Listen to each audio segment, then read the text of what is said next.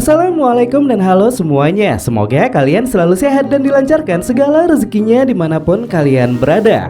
Film yang akan kita bahas kali ini berjudul Dekal yang rilis di tahun 2026. Dekal adalah film serial Marathi dengan rating IMDb 8,5. Berkisah tentang kematian misterius yang terjadi selama 15 tahun berturut-turut.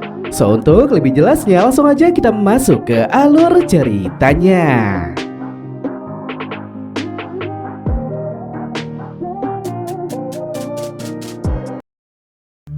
Film dibuka dengan adegan mayat mengapung di tengah kolam. Kamera kemudian bergerak perlahan menyorot warga desa yang berdiri di tepiannya. Mereka berdoa dengan tangan terlipat, memohon perlindungan kepada dewa agar desa mereka tetap aman. Raut wajah dipenuhi ketakutan dan setelah itu waktu melompat ke 1 tahun ke depan.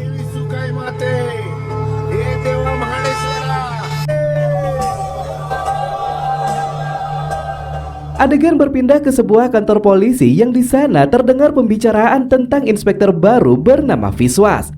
Namun lama ditunggu, Viswas ternyata masih berada di rumah dan terlihat sedang sibuk membantu sang ayah. Sementara itu para petugas di kantor polisi berbincang santai sambil menunggu kedatangan Viswas. Suasana tampak ceria lantaran bertepatan hari ini adalah hari besar perayaan Holi. Tak lama kemudian Viswas akhirnya datang dengan ekspresi datar tanpa menunjukkan kesan serius. Dan dari sini terlihat jelas jika Viswas tidak terlalu berambisi dan kepindahannya ke desa ini memang sengaja ia minta agar beban kerja menjadi lebih ringan.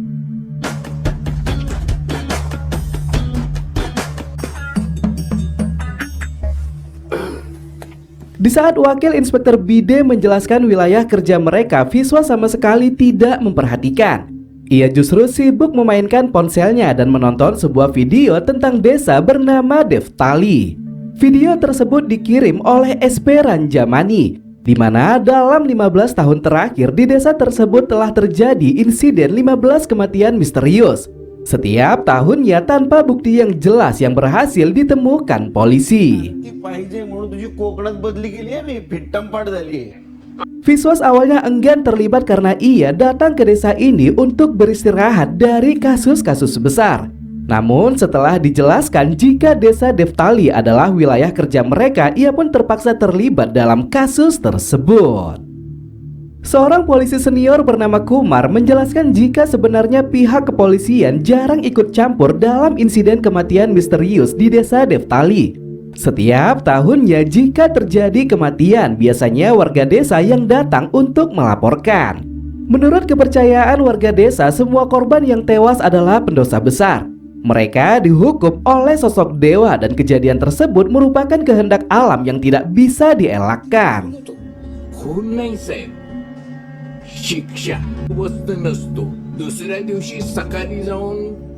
Intinya dalam insiden kematian misterius, masyarakat sangat yakin jika korban bukan tewas karena ulah manusia.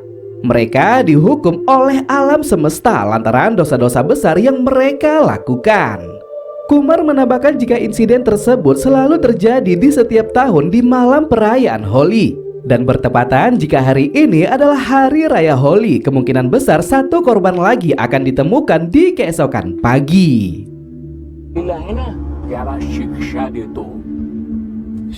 Ketika Viswas meminta penjelasan lebih jauh, Kumar menyebutkan nama Sang Sakura, sosok misterius yang setiap tahunnya mengambil nyawa para pendosa.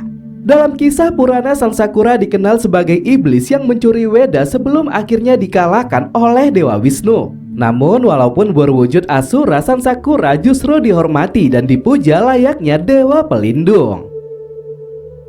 Sementara itu suasana di desa Deftali mulai ramai dan warga berbondong-bondong menuju kuil untuk mempersiapkan puja di malam Holi. Dan di sisi lain, Viswas dan timnya segera berangkat menuju desa tersebut.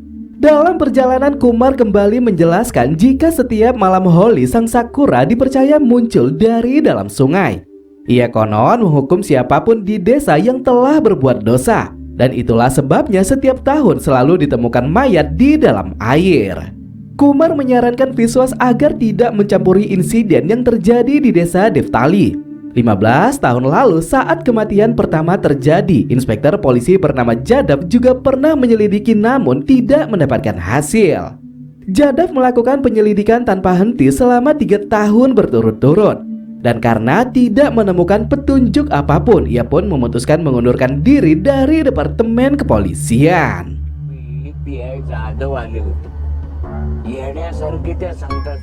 Sementara itu di desa Deftali kini dipenuhi bisik-bisik dan spekulasi. Warga saling menebak siapa yang akan menjadi korban di tahun ini. Di sekitaran kuil ketegangan memuncak ketika 2 pria bernama Sankar dan Rajan terlibat perkelahian karena persoalan memikul tandu dalam upacara kuil. Dan ketika situasi semakin panas, Viswas bersama tim kini telah tiba di tempat tersebut. Viswas berhadapan langsung dengan kepala desa bernama Kasinat serta wakilnya bernama Mahadi. Namun di balik kedatangannya, putra Kasinat bernama Kisor menegaskan bahwa kehadiran polisi tidak diperlukan di desa mereka.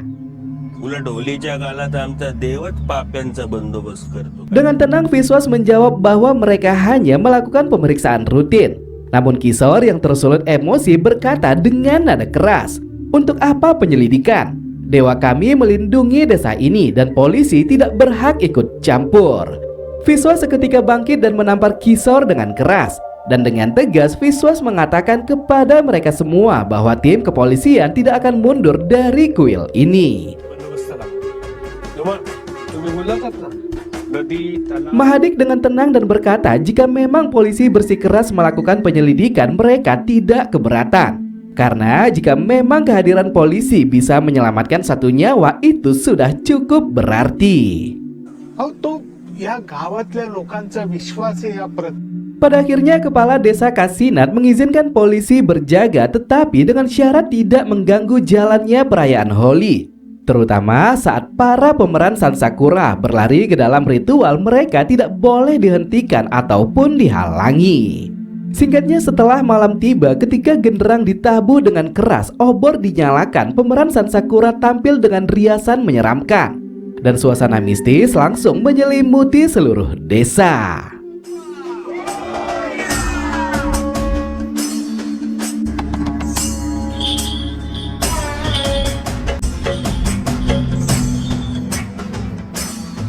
Di tengah jalannya ritual, Viswas yang merasa khawatir dengan keadaan sang ayah memutuskan pulang lebih awal. Dan selanjutnya ia pun memerintahkan Bide mengawasi keadaan. Sesampainya di rumah, Viswas melihat jika ayahnya mengalami demam yang cukup tinggi. Dan setelah mengajaknya beristirahat, Viswas menghubungi Bide dan Bide mengatakan jika kondisi kuil aman terkendali. Keesokan paginya ketukan keras membangunkan Viswas dan saat membuka pintu, Bide memberitahu bahwa sesosok mayat telah ditemukan di kolam suci areal kuil. The body.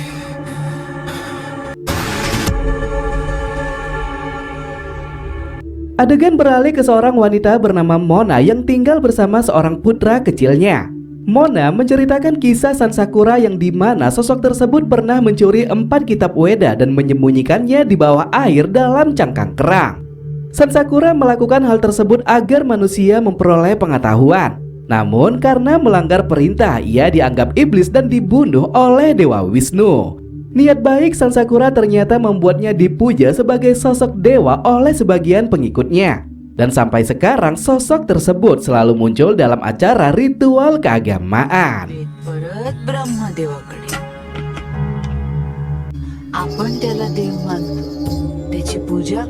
Setelah menceritakan kisah tersebut, muncul 2 orang pria dan mulai melontarkan kata-kata kotor kepada Mona. Mereka meremehkannya lantaran suami Mona dikenal sebagai pemabuk dan tidak dihormati.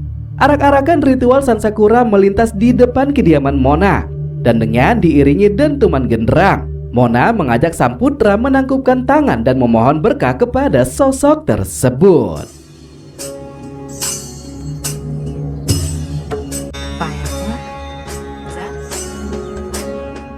Warga yang berkumpul di tepi kolam dibuat terkejut lantaran korban pembunuhan tahun ini ternyata bukanlah seorang pendosa.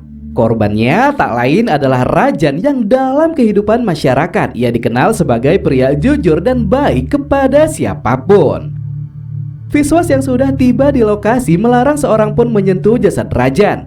Ia mengatakan jika jasad Rajan akan dibawa ke lab forensik untuk mengetahui penyebab kematiannya. Rajan sendiri adalah putra pendeta kuil bernama Nimkar. Dan beliau juga sangat terpukul jika putranya akan menjadi korban kemarahan dewa.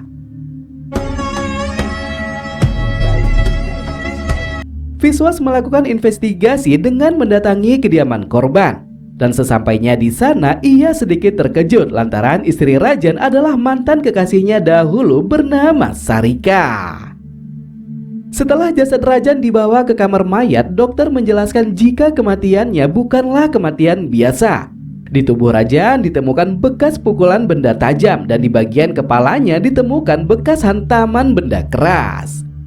Dokter memberitahu bahwasanya di genggaman tangan Rajan terdapat sepotong liontin yang patah. Dan hal tersebut menunjukkan jika Rajan sempat bergemul dengan pelaku sebelum kematiannya.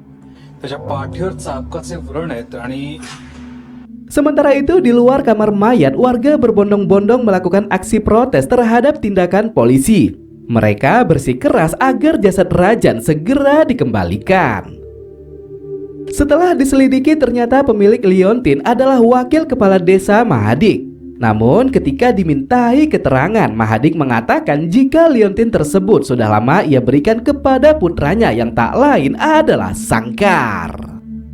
Di sisi lain, Mahadik juga menambahkan jika di liontin tersebut terdapat miniatur berlambang Dewa Ganesha. Dan akhirnya karena merasa curiga, Sangkar langsung digiring ke kantor polisi untuk proses interogasi. Episode ketiga dibuka dengan memperlihatkan kondisi Mona yang ternyata sering dijual oleh suaminya sendiri untuk mendapatkan minuman keras. Suami Mona bernama Gopal adalah seorang pria yang tidak bertanggung jawab. Ia seringkali menggunakan Mona melakukan beberapa pekerjaan dan uang hasil jerih payahnya digunakan untuk membeli minuman keras. Mona yang sudah tidak sanggup menahan rasa emosi dengan beringas melawan dua pria yang mencoba melucutinya. Dan dengan penuh keberanian ia juga mengunci Gopal di dalam kamar. Sang putra yang melihat kejadian tersebut menghapus air mata Mona. Dan dengan nada polos ia mengatakan jika Sang Sakura akan menghukum mereka semua yang sudah berbuat dosa. Seorang pria bernama Amar yang setiap tahunnya memerankan San Sakura mengurung diri lantaran takut dicurigai sebagai pelaku pembunuhan. Dan tahun ini situasinya menjadi lebih sulit lantaran polisi berusaha mengusut kasus tersebut. Sang istri menenangkan dan mengatakan jika polisi sudah membawa Sangkar. Dan mendengar hal itu, Amar akhirnya setuju kembali memerankan karakter San Sakura di acara ritual besok. Sementara itu di kantor polisi, Sangkar yang diinterogasi mengaku bahwa ia memang sempat bertengkar dengan Rajan. Namun ia bersikeras kalau dirinya bukanlah pelaku pembunuhan. Soal liontin yang ditemukan polisi, Sangkar mengatakan jika ia memiliki hutang kepada Rajan. Dan liontin tersebut ia gunakan untuk melunasi semua hutang-hutangnya. Setelah diselidiki lebih jauh, ternyata miniatur dewa yang ada di liontin Rajan berada di tangan seorang pria bernama Ganesh. Dan faktanya Ganesh adalah salah satu pria yang memerankan San Sakura di hari perayaan Holi. Ganesh berterus terang jika liontin tersebut diberikan Rajan sehari sebelum kematiannya. Pernah dalam sebuah momen Ganesh bercerita kepada Rajan tentang putrinya yang terpeleset dan mengalami patah kaki. Dan karena tidak memiliki uang, Rajan dengan seikhlas hati memberikan miniatur dewa agar bisa dijual untuk biaya perobatan. Viswas melakukan pemeriksaan silang dan mendatangi rumah Ganesh. Di sana ia melihat sendiri kondisi putri Ganesh yang benar-benar mengalami patah kaki. Dan karena yang dikatakan Ganesh adalah benar, Viswas langsung memberikan sejumlah uang untuk biaya perobatan. Malam harinya saat Viswas sedang duduk bersama sang ayah, dokter forensik kembali menelpon dan mengatakan Pak Viswas, laporan otopsi menunjukkan jika Rajan dipukul di bagian kepala dengan benda keras. Ia juga mendapatkan cambukan di bagian punggung. Namun kedua hal tersebut bukanlah penyebab kematian sebenarnya. Kematian Rajan 100% karena tenggelam. Asumsi yang bisa disimpulkan saat ini, Rajan dilempar ke dalam air dalam kondisi yang sudah terluka. Ia kemungkinan masih hidup namun akhirnya tewas setelah berusaha melakukan perlawanan. Di sela gigi Rajan terdapat potongan kulit yang kemungkinan besar adalah milik pelaku. Sehingga dengan kata lain, pelaku pasti memiliki bekas gigitan di bagian tubuhnya. Selain itu ditemukan juga beberapa helai rambut putih yang diyakini berasal dari buntut seekor sapi.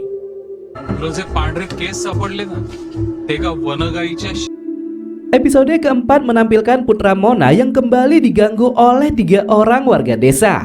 Mereka mengolok-ngolok dan melemparkan Putra Mona masuk ke dalam kolam.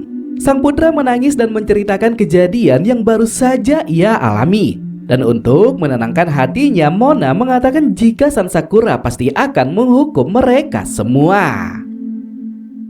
Pria bernama Ragu yang merupakan aktor Sansakura didatangi beberapa warga desa atas perintah pendeta Nimkar. Beliau berpesan agar Ragu bersiap-siap karena malam ini mereka harus latihan untuk persiapan acara ritual. FYI, pemeran Sansakura di desa Deftali ada 3 orang. Ketiganya adalah Ragu, Amar, dan juga Ganesh. Di kantor polisi, Viswas memeriksa tubuh Sankar untuk memastikan ada atau tidaknya bekas gigitan Rajan. Namun setelah diamati hasilnya nihil dan tidak ditemukan tanda apapun. Di luar kantor polisi, kerumunan besar telah berkumpul. Warga desa ramai-ramai menuntut agar jenazah Rajan segera diserahkan. Viswas mencoba menenangkan massa dan menjelaskan jika ia membutuhkan 1 hari lagi untuk menyelesaikan penyelidikannya. Namun warga tidak setuju lantaran jika ritual tidak segera dilaksanakan, maka murka dewa akan menimpa seluruh desa. Di tengah ketegangan tersebut, Viswas menerima telepon dari SP. Ia diberitahu bahwa kasus tersebut sudah masuk ke pemberitaan media. Spekulasi tentang kematian misterius dan legenda Sansakura kini ramai diperbincangkan. Pada akhirnya karena tekanan terhadap polisi semakin besar, Viswas terpaksa menyerahkan jenazah Razan kepada warga. Dan sesuai tradisi, korban yang dianggap mati karena Sansakura harus dikremasi di luar batas desa.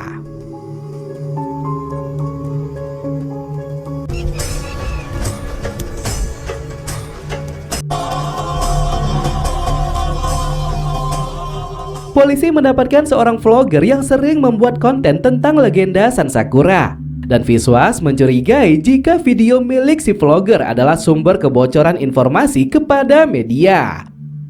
Viswas mulai menyelidiki satu persatu video tersebut. Dan ternyata si pria vlogger pernah mewawancarai pengrajin yang membuat kostum Sansakura. Pengrajin itu menjelaskan bahwa janggut dan kumis pada topeng Sansakura dibuat dari bulu sapi liar. Dan mendengar hal itu, Viswas langsung teringat pada rambut putih yang sempat ditemukan di lokasi kejadian. Semua potongan teka-teki kini mulai terhubung. Viswas semakin yakin jika kematian misterius bukanlah perbuatan dewa ataupun sosok makhluk gaib seperti yang diklaim warga desa. Kematian tersebut disebabkan perbuatan manusia yang menyamar sebagai sosok Sansakura.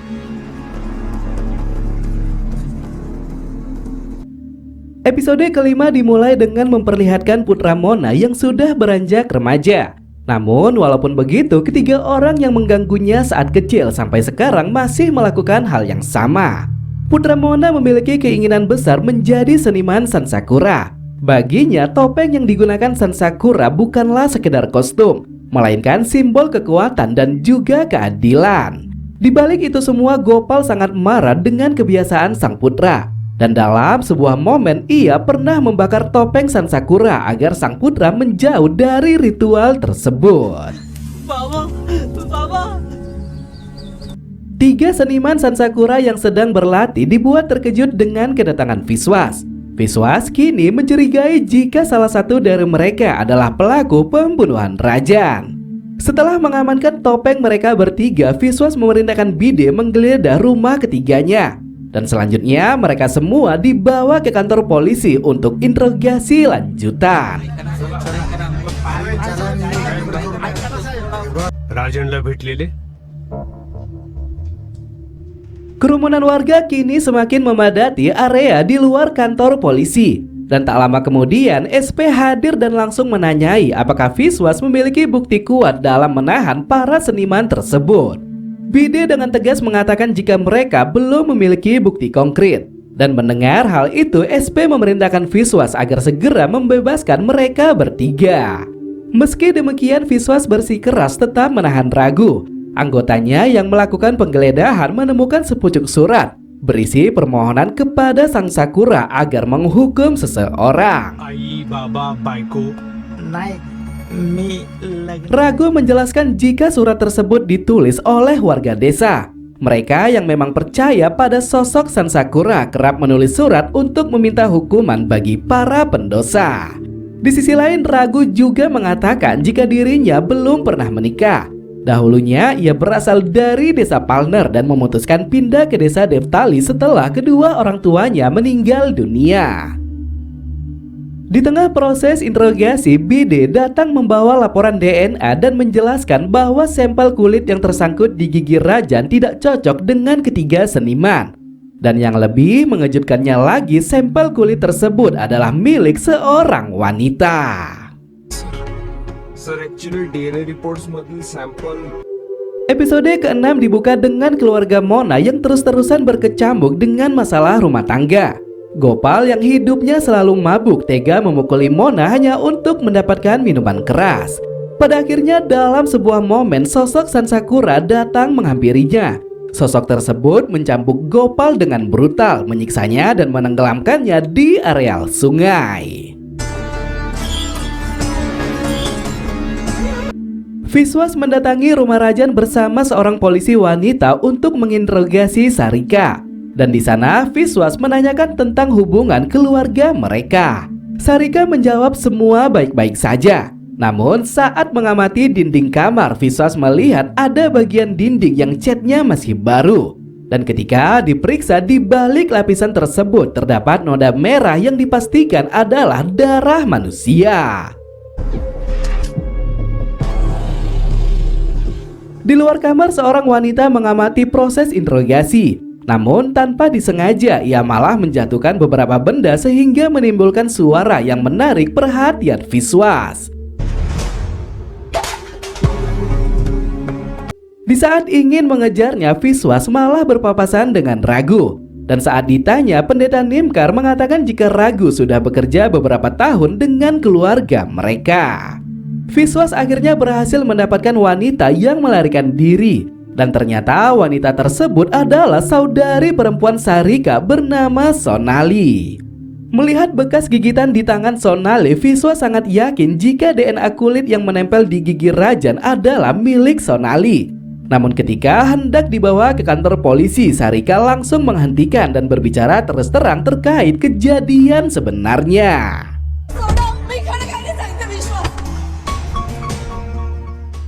Sarika mengungkapkan kebenaran bahwa terkadang orang mengenakan topeng Asura ada yang tampak menyeramkan dari luar namun berhati baik. Namun ada pula yang terlihat santun tetapi hatinya seperti iblis. Rajan termasuk yang kedua. Di mata orang-orang ia dikenal sopan dan terhormat. Tetapi di balik pintu rumah ia adalah seorang monster. Hampir setiap malamnya Rajan memukuli Sarika dalam keadaan mabuk. Ia melampiaskan frustasinya lantaran belum dikaruniai seorang anak.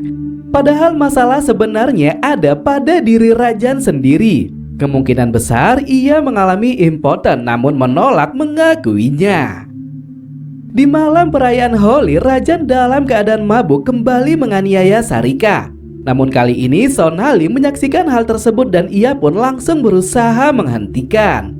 Dalam luapan amarah dan rasa ketakutan, Sarika memberanikan diri mengambil tongkat dan memukul kepala Rajan. Dan setelah kehilangan keseimbangan, mereka membenturkan kepala Rajan ke arah dinding dengan cukup keras. Pada akhirnya terkuaklah jika noda merah yang tertempel di dinding adalah darah Rajan. Sarika dan Sonali menutupinya menggunakan cat untuk menghindari penyelidikan yang dilakukan polisi. Setelah mendengar pengakuan tersebut, Viswas pulang dengan wajah yang cukup tegang. Ayahnya yang menyadari kegelisahannya bertanya apa yang sedang mengganggunya. Viswas menjelaskan jika pola kematian yang dikaitkan dengan Sansakura tahun ini terasa berbeda. Memang ada korban, tetapi apakah benar Sansakura berada di balik semua itu? Sang ayah dengan bijak menyarankan agar Viswas meninjau kembali laporan kasus-kasus lama, karena biasanya seringkali kejadian di masa kini memiliki akar dari kejadian di masa lalu. Keesokan hari Viswas kembali memeriksa 3 kasus pembunuhan sebelumnya. Dan kali ini Bide menjelaskan jika di 2 kasus sebelumnya mereka menemukan serat wol di lokasi kejadian. Namun yang menjadi permasalahannya saat ini, serat wol tersebut tidak cocok dengan kostum Sansakura milik 3 seniman lokal di desa Deftali. पण ते सॅम्पल पहिल्या 3 केसमध्ये शंकासूरच्या ड्रेसची कधीच Viswas segera mendatangi penjahit yang membuat kostum Sansakura. Dan di sana penjahit tersebut menjelaskan bahwa di setiap desa memiliki variasi kostum yang berbeda-beda. Di beberapa desa wol memang digunakan untuk membuat janggut dan kumis Sansakura. Dan konon yang menggunakannya hanya ada 3 desa, yaitu Desa Karpali, Desa Rambari, dan Desa Palner. खडपली रामवाडी पालनेर. Mendengar nama Desa Palner, Viswas seketika teringat jika Ragu pernah mengaku jika ia berasal dari desa tersebut. Dan tanpa membuang banyak waktu, Viswas dan timnya langsung menuju ke kediaman Ragu. Setibanya di sana, Viswas melihat ada sebuah tangga kayu menuju lantai atas. Dan saat diperiksa, ditemukanlah sebuah kotak besi yang di dalamnya terdapat kostum Sansakura. Melihat topeng Sansakura yang ditemukan Viswas, raut wajah Ragu berubah memucat. Ada kilatan ketakutan di matanya, tetapi ia berusaha tetap tenang dan tidak menyangkal apapun. Di sisi lain, Viswas juga tidak langsung melakukan penangkapan kepada Ragu. Ia memutuskan melakukan tes DNA. Apakah benar benang di topeng tersebut cocok dengan helaian rambut yang mereka temukan di tempat kejadian perkara. Di episode ke-7 terungkap jika remaja pria yang merupakan putra Mona sebenarnya adalah Ragu. Dan selama ini Ragu selalu memelihara mitos Sansakura di dalam benak pikirannya. Ragu tenggelam dalam dunia khayalnya sendiri. Berjam-jam ia bisa duduk di kamar berbicara kepada topeng Sansakura, yang seolah topeng tersebut mampu memberikan solusi dalam kehidupannya. Pernah dalam sebuah momen, Mona tanpa sengaja mendengar percakapan Ragu dengan topeng Sansakura. Dan dalam kepanikan, ia lalu membuang pakaian Sansakura berharap putranya bisa kembali normal. Tindakan Mona justru memicu amarah dari Ragu. Ia mencekik dan berkata, "Kalau kau tidak takut pada dewa, setidaknya takutlah pada Sansakura. Dan aku adalah Sansakura tersebut." FYI, sejak kecil Ragu ternyata tidak memiliki teman di desa kelahirannya. Ia sering diejek dan dipanggil dengan sebutan tikus. Setelah sang ayah meninggal dunia, Mona merasa ketakutan tinggal bersama Ragu. Dan untuk kebaikan keluarga serta kebaikannya sendiri, Mona akhirnya mengirimkan Ragu ke rumah sakit jiwa. Penyelidikan akhirnya membawa Viswas ke desa Palner. Dan di sana Viswas mendatangi rumah sakit jiwa dan bertemu dengan dokter yang dahulu merawat Ragu. Dokter menjelaskan pertama kali Mona membawa Ragu, ia tidak menyebutkan penyakit Ragu secara rinci. Namun setelah beberapa hari dirawat, barulah diketahui jika Ragu menderita social anxiety disorder.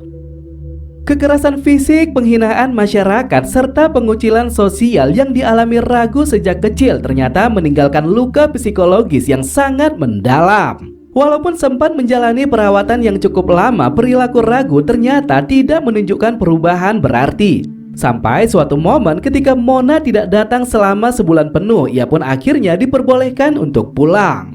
Sekembalinya ke desa, ternyata warga desa masih memperlakukan Ragu dengan tidak baik. Mereka tetap menghina, mengejek, dan masih memanggil Ragu dengan sebutan tikus. Singkatnya, setelah sampai di rumah, Ragu dibuat syok lantaran sang ibu sudah meninggal dunia selama beberapa hari. Dan faktanya tidak ada satupun warga desa yang memperdulikan nasib keluarga mereka. Dokter berkata kepada Viswa, sekalipun kau menangkapnya, kau tidak bisa sepenuhnya menyalahkannya. Ragu memiliki kepribadian ganda. Di satu sisi dia adalah manusia normal, namun di sisi lain ia memiliki kelainan jiwa karena penderitaan di masa lalu. Hasil tes DNA menunjukkan bahwa sampel kulit yang ditemukan di sela gigi Rajan cocok dengan DNA Sonali. Dan artinya Sonali memang terlibat dalam insiden di malam tersebut. Namun Viswas menegaskan bahwa Sonali bukanlah pelaku pembunuhan. Kepada seluruh warga desa, Viswas mengatakan jika sampel serat putih yang ditemukan di lokasi kejadian sangat cocok dengan janggut dari topeng Sansakura milik Ragu. Dan kini jelaslah jika Ragu adalah dalang di balik kematian misterius yang terjadi selama 15 tahun terakhir.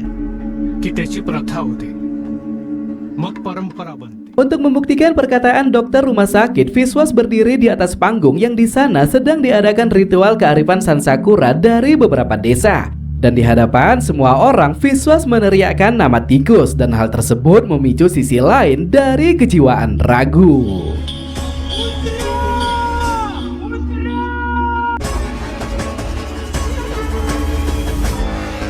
Kini semuanya terlihat sangat jelas. Kepala desa dan warga yang menganggap jika kematian misterius bukan ulah manusia telah terbantahkan. Semuanya adalah perbuatan Ragu yang dimana ia merasa menjadi Sansakura dan menghukum orang-orang yang melakukan perbuatan dosa. Dalam kasus Rajan, Ragu yang sudah bekerja bertahun untuk keluarga Nimkar ternyata sudah mengetahui sifat buruk Rajan. Dan akhirnya di malam perayaan Holi, ia pun menenggelamkan Rajan seperti di kasus-kasus sebelumnya. 3 bulan setelah kejadian tersebut, terlihat jika Ragu kembali dirawat di rumah sakit jiwa. Di desa Deftali, kepercayaan terhadap Sansakura masih ada sebagai tradisi. Tetapi takhayul yang menyertai kisah pembunuhan telah runtuh semuanya. Di sisi lain, sehari usai perayaan Holi di tahun berikutnya, Viswas berdiri di tepi kolam bersama Sarika. Dan kali ini tidak ada jasad yang mengapung. Tradisi tetap berjalan, tetapi pertumpahan darah telah berakhir.